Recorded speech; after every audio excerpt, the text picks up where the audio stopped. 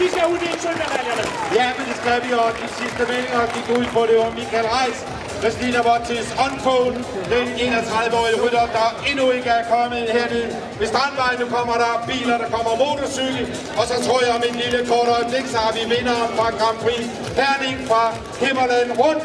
Og jeg ser de påsken, altså på vej op i Det er Chris Anker Sørensen, der kommer, og der kommer hovedspændet. Det bliver altså højt dramatisk afslutning om sølv- og bronzemedaljerne, og vi skal holde os ind bag rejsbørnen. Vi har altså Chris Anker Sørensen, vi har Martin Morten.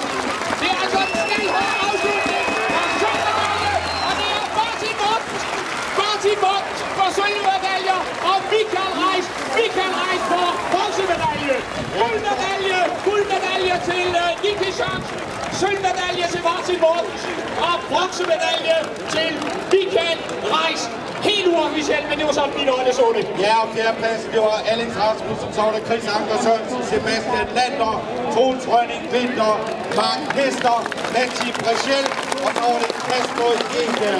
Og jeg kan fortælle, at rytterne med Martin Mortensen som sølvmedaljevinder, bronzemedalje til Michael Reis, de var 48 sekunder efter det danske mester.